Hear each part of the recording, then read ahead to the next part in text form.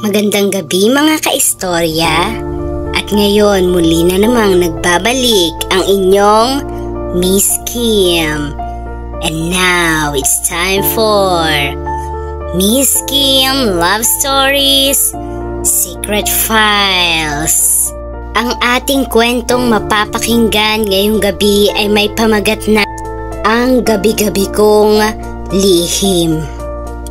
Hindi ko rin alam kung kailan ako nagsimulang hanapin ang ganitong pakiramdam.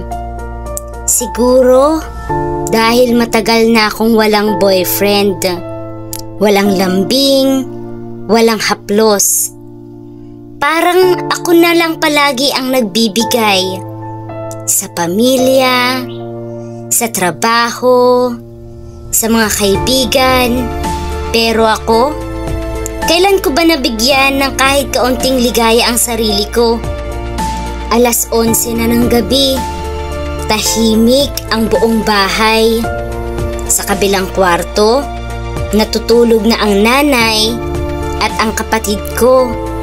Ako, gising pa rin, nakahiga sa kama, nakatitig sa kisame. Ramdam kong may nag-iinit sa loob ko. Hindi ito gutom, hindi rin ito pagkauhaw. Iba. Pumikit ako. Dahan-dahan kong pinakiramdaman ang katawan ko. Dumako ang palad ko sa tiyan. Pababa. Parang may sariling isip ang kamay ko. Mula sa banayad na haplos, naging mas madiin. Nagsimulang manginig ang mga hita ko at ang mga labi ko'y napakagat ko na lang. Ayokong marinig ako kahit ng sarili kong hininga. Pinikit ko pa ang mga mata ko habang iniisip kong may lalaking yumayakap sa akin mula sa likod. Mainit ang hininga niya sa batok ko. Dinidilaan niya ito habang hinihimas ang dibdib ko. Paikot, banayad, pero may halong pagnanasa. Sa isip ko, hindi ko man siya kilala, pero kilala niya ang katawan ko. Alam niya kung kailan ako pipikit sa sarap, kung kailan ako mapapasinghap, kung kailan ako lalabasan ng pigil na ungol. At sa sandaling yun, napakapit ako sa kumot. Kinagat ko ang sarili kong braso para huwag lang mapasigaw. Ilang segundo lang, nanginginig na ako. Bumuhos ang init na matagal kong kinikimkim. Pagkatapos, tahimik ulit. Pero iba na ang katahimikang iyon. Mas magaan. Parang naalisan ako ng bigat. Hindi ko alam kung mali ito sa paningin ng iba. Pero para sa akin, ito ang paraang napapalaya ko ang sarili kong babae. Na kahit walang ibang taong nagbibigay ng ligaya sa akin, kaya kong ibigay iyon sa sarili ko. At sa bawat gabing inuulit ko ito, mas lalo kong natututuhan kung gaano ako kahalaga. Hindi lang bilang anak o kapatid, pero bilang isang babae na may sariling katawan, damdamin at pagnanasa. Ilang linggo na rin ang lumipas mula nung nagsimula kong bigyang pansin ang sarili kong pangangailangan.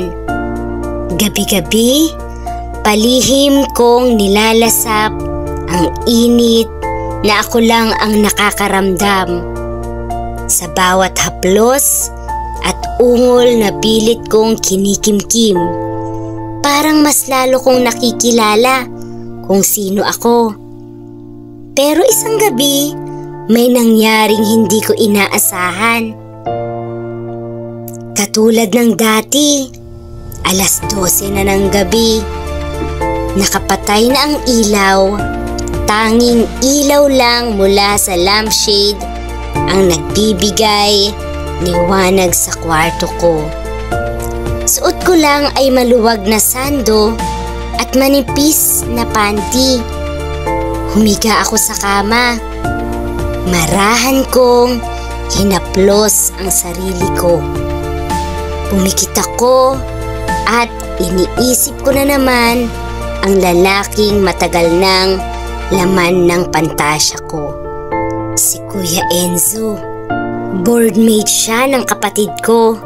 Maginoo, tahimik, pero palaging parang may titig na nakakasilip sa loob ng pagkatao ko. Minsan, nahuli ko siyang nakatitig sa akin habang naguhugas ako ng pinggan. Hindi siya umiwas. Ganoon din ako. Habang iniisip ko siya, dumulas na ang daliri ko sa hiwa. Napaungol ako ng bahagya. Enzo, bigla akong napalingon. May anino sa labas ng pintuan ko. Nakaawang pala ito ng bahagya. At doon, sa likod ng siwang, nakita ko ang mga mata niya. Nanigas ako. Hindi ko alam kung titigil ako o tatakpan ang sarili ko. Pero, imbis na pumasok siya o magsalita, nanatili lang siya roon. Pinapanood ako. Ang mas nakakagulat, hindi ako natakot. Hindi ako nahiya. Sa halip, parang lalo akong ginanahan. Alam kong nakikita niya ang lahat. Kung paano gumagalaw ang daliri ko. Kung paano ako napapapikit at napapabuka ang mga hita ko sa kiliti. Mas pinag-igi ko ang bawat paggalaw. Sinabayan ko pa ng mga mahinang ungol. Shit, ang sarap, Enzo. At nang marating ko ang sukdulan, alam kong siya rin. Sa likod ng pinto, hawak ang sarili niyang pagnanasa. Nilabasan din. Pagkatapos nun, dahan-dahan siyang lumayo. Hindi kami nagkita kinabukasan. Walang bati, walang salita. Pero sa tuwing dadaan siya sa harap ko, nagtatama ang mga mata namin. At para kaming may sikretong parehong gustong ulitin. 2 linggo na mula noong gabing nahuli ako ni Enzo. Mula noon, hindi kami nag-usap tungkol doon. Pero ramdam ko, hindi pa iyon ang katapusan. Parang may pangakong nakabitin sa hangin. At pareho naming hinihintay kung sino ang unang kikilos. Dumating ang araw na inutusan akong magluto ng hapunan. Wala si Mama. Wala rin ang kapatid ko. Si Enzo lang ang nasa sala. Tahimik na nagbabasa ng libro. Ako, nasa kusina. Pero ramdam ko ang tingin niya mula sa likod ko. Nang matapos akong magluto, lumapit siya sa likod ko. Halos idikit ang katawan niya. Ang bango mo, bulong niya.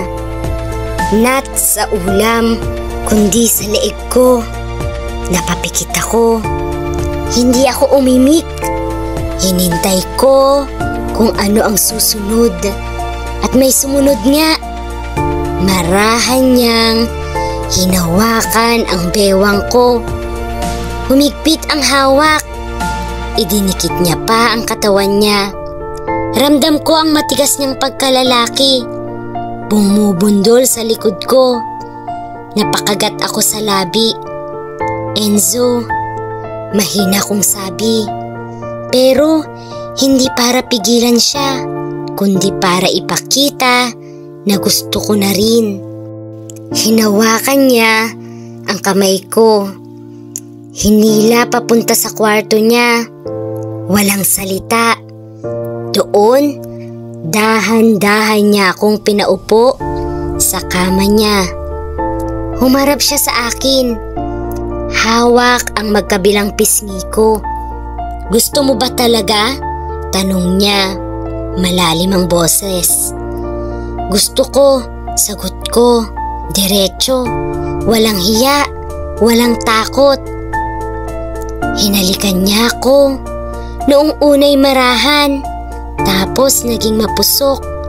Niyakap niya ako ng mahigpit habang sabay kaming bumagsak sa kama. Habang hinuhubad niya ang sando ko, ramdam kong nanginginig ang kamay niya. Hindi dahil sa kaba, kundi sa matinding pagnanasa. Ang tagal kong pinipigilan to, bulong niya, habang dinidilaan ang leeg ko, pababa sa dibdib ko, sa pusod hanggang sa panty ko. Pero nung nakita kitang nagsasarili, wala na. Hindi na kita kayang hindi pagnasaan. Tinanggal niya ang huling saplot ko. Binuka niya ang mga hita ko. At ramdam kong tinititigan niya ang bawat bahagi ko. Parang sinisinta, pero puno ng init.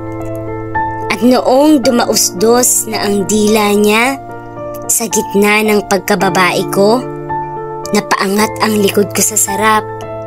Hindi ito biro, ibang klaseng kiliti.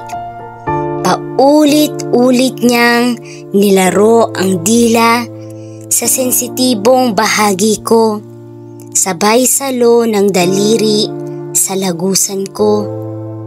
Napaungol ako ng malakas. Enzo, huwag mong tigilan. Ang sarap. Hanggang sa hindi ko na mapigilan, nilabasan ako. Matindi, nanginginig, namimilipit. Pero hindi pa doon natapos. Umangat siya, hubot-hubad na rin. At sa unang beses sa buong buhay ko, naranasan kong pasukin ng lalaking tinitibok ang katawan ko. Mabagal sa una, banayad, pero habang bumibilis, mas lalong sumasagad. Paulit-ulit, parang gusto niyang ipaalala sa akin na totoo ang lahat, na hindi ako nag-iisa tuwing gabi. Sa loob ng kwarto niya, walang ibang narinig kundi ungol, halinghing, at paulit-ulit na pagbanggit ng pangalan niya. At noong sabay kaming umabot sa sukdulan, hindi lang katawan ko ang bumigay, pati puso ko nadulas. Simula noong gabing yon, sa kwarto ni Enzo, halos gabi-gabi na niya akong hinahanap. Wala kaming label, walang kami, pero bawat haplos niya, bawat halik, parang sinisiguro niya sa akin siya. At ako, lalong nadadala. Hindi lang sa katawan ko ang nagpapakain sa init, pati puso ko unti-unti nang nalulunod. Minsan, kapag wala ang kapatid ko, pinupuntahan niya ako sa kwarto ko sa 10 oras ng gabi. Dahan-dahan siyang papasok, kakandong sa akin habang nakasando lang ako. Sisiksik sa leeg ko, tititig sa mata ko habang nilalamas ang dibdib ko at sinasalat ang pagkababae kong handa nang magpakain sa init. Gusto ko to gabi-gabi, bulong niya. Habang pinapasok niya ako, dahan-dahan, habang yakap ako ng mahigpit, ikaw lang ang nagpapalabas ng ganito sa akin. At naniniwala ako. Hanggang isang araw, bigla siyang umiwas. Hindi na siya dumaan sa kwarto. Hindi na siya makatingin. Hindi na rin siya kumakain sa hapag. Naisip ko agad, baka nagsawa na.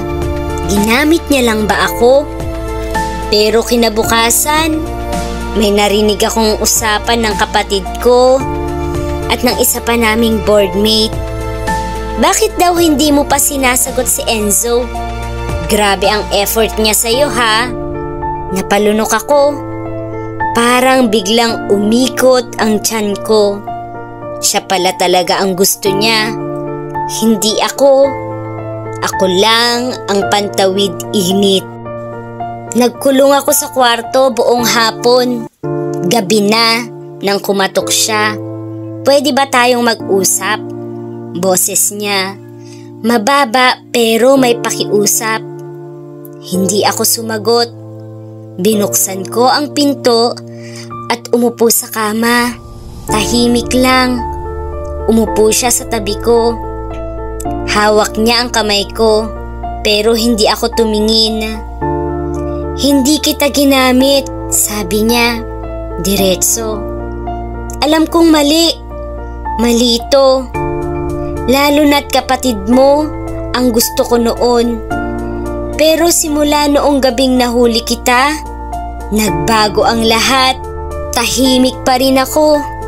Nanginginig ang dibdib ko sa sakit at pagkalito. Gusto ko siya dati, pero ngayon iba na. Patuloy niya. Ikaw ang iniisip ko gabi-gabi. Ikaw ang hinahanap ko. Hindi ko alam kung paano aayusin to. Pero totoo lahat ng ginawa natin. Hindi ko na napigilan. Pumatak ang luha ko. Hinalikan niya ako sa pisngi. At sa gabing iyon, kahit may sakit, kahit may selos, kahit puno ng tanong, hinayaan ko siyang ulit-ulitin ang kasalanang pareho naming ginusto. Nangibabaw ang katawan sa damdamin. Umiiyak ako pero siya'y humahalik sa mga luha ko. Sinasalubong ng balakang ko ang bawat ulos niya. Puno ng halong galit, sarap at pag-ibig na hindi ko alam kung mali o tama. Huwag mo akong iwan, bulong ko sa pagitan ng halinghing. Hindi kita iiwan, sagot niya. Pero hindi ako sigurado kung kaya nating itago to habang nandito pa ako. At doon ko naramdaman, hindi lang katawan ang pwedeng mabasag sa isang relasyon, pati puso. 2 linggo kaming palihim ni Enzo. Hindi man kami opisyal, pero gabi-gabi niyang pinupuno ang kama ko ng init at ang puso ko ng pag-asa. Kahit alam kong hindi kami dapat, hindi ko magawang itigil. Pero lahat ng bagay na palihim, darating sa puntong mabubunyag. Gabi iyon ng Sabado, wala si Mama. Wala rin ang ibang boardmate. Akala ko kami lang ni Enzo. Nakabra at panty lang ako habang nasa ibabaw niya. Pinapaikot ang balakang ko habang nakabaon siya sa loob ko. Mainit ang hangin, mas mainit ang katawan naming dalawa. Hanggang bumukas ang pinto, nakatayo roon ang kapatid ko. Parang binuhusan ako ng malamig na tubig. Nakahawak pa ako sa dibdib ni Enzo. At ang kapatid kong lalaki na parang binunutan ng kaluluwa ay nakatingin sa aming dalawa. Hindi ako makagalaw. Napaiyak na lang ako, nagtakip, yumuko, nahiya, natakot. Nabuo ang pinakamasakit na tanong sa utak ko. Wala na bang babalik sa dati? Kinabukasan, wala na si Enzo. Nagpaalam siya na lilipat ng boarding house. Hindi kami nagkausap. Hindi na siya nag-text. Hindi na ako hinanap. Wala ring lumapit sa akin para mangamusta. Pati ang kapatid ko, tahimik lang. Wala man lang sigawan o panunumbat. Pero ramdam ko, wala na rin ang dati naming ugnayan. At ako, naiwan. Nagsimula akong tanungin ang sarili ko. Ako ba ang mali? Ako ba ang sumira sa lahat? Pero sa bawat gabi na ako'y nakahiga, wala nang Enzo sa tabi. Tinatanong ko rin, kung totoo ang lahat ng ginawa namin, bakit parang ako lang ang naiwan sa apoy? At minsan, oo, bumabalik ako sa paghawak sa sarili ko. Hindi dahil sa libog, kundi dahil gusto kong maramdaman ulit na may nagmamahal sa katawan ko. Kahit ako lang yun.